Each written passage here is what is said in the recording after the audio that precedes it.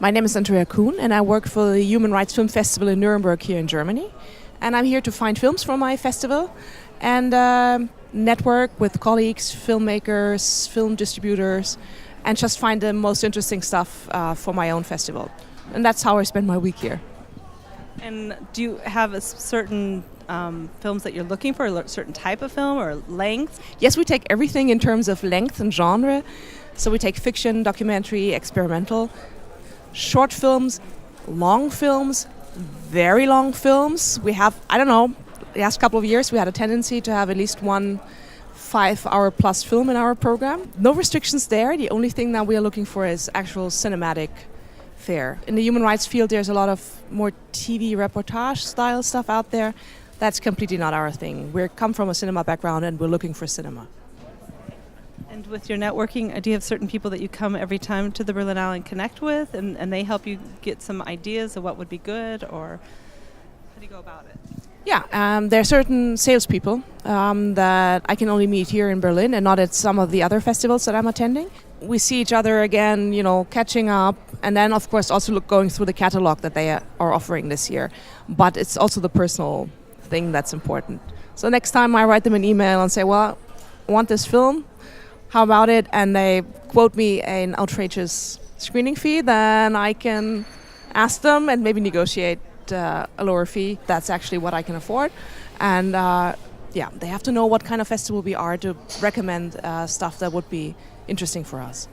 Yeah, I guess a festival our size always has conflicts with other festivals because we're not exactly on top of the food chain in the film industry.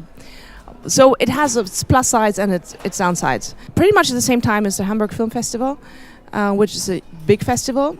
So that's good in one sense because maybe films from Cannes, they will never go to our festival before they've had a big German premiere. So if Hamburg takes the film and we can have the film like right after, we have an actual chance of getting it. So then we would need Hamburg to program it for us to have a chance. If Hamburg has the premiere the second half of the festival and we're overlap in an unfortunate way, then we can have it. The same goes for Doc Leipzig, which is a much bigger documentary film festival, which is after our festival. So great documentary films, if they have a chance of being in a competition in Leipzig, they can't be at our festival. So sometimes you just also have to let go.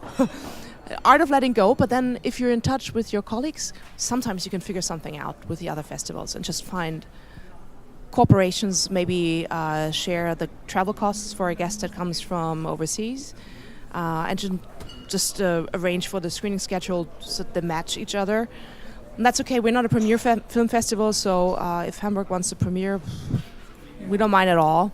It becomes more problematic if a film that we really love and want to have and cannot arrange with them to have. Then it becomes more complicated, but that's the business. Well, we'll usually have around 60 films in our festival. Right now we're very open. We're in the beginning of a selection process. This has been going on for a whole year almost, but there are no picks yet. So we can, be inspired by whatever comes along. And if it would be 20 films, that would be cool because it saves a lot of work. It's probably less, but we have no fixed number. So I don't have to fill any slots here and make a certain number. So that's relaxed. Just whatever we fancy, we invite, share with the rest of the programming team, and then have a final discussion when we have seen everything, and then let's see how much is left over from Berlinale and from other festivals. And as far as guests, do you try to have every single guest, or how do you work that? Because you probably have to pay for them to come over, right? Or where they stay, or how does that work? Obviously, we pay for guests, so with travel costs, hotel, and I think that's the difference between smaller festivals and the big ones. The bigger ones are usually they're not so very good with their guests, or they have so many guests that you get a small number of nights and maybe just some money for your flight because everybody assumes you want to be at the festival anyway. That's not the case with us, so we pay the whole thing. 3 nights minimum, and then if you come from further away overseas, then we ask them how long they want to stay. Of course, they could stay for the entire festival because coming from Japan or the US, it's just a decent thing to do to ask them to stay.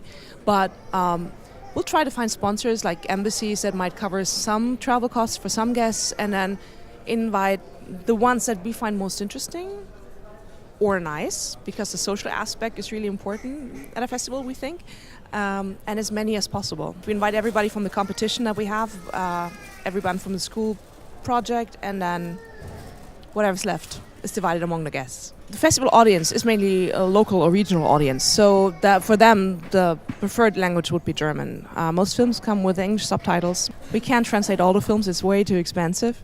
And the Q&As, well, if the guest is German, the Q&A by necessity would be kind of in German.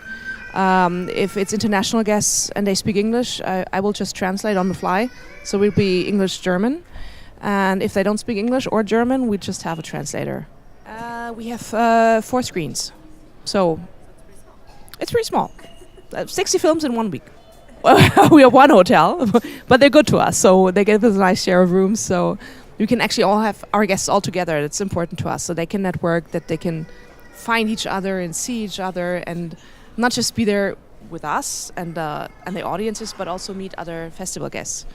And hopefully, cooperate in the future or something. It's a biannual festival, so it's been around for 18 years, but the 10th edition is coming up. So we have, kind of an anniversary or a special festival this year, but it's been around for, quite a number of years. So I just met a filmmaker again who was at our festival. He remembers it as a party festival, which is nothing further from the truth, but he was there when we had a really good party. So that's how he remembers us, as a super fun festival. So that's good. We try to recreate it this year.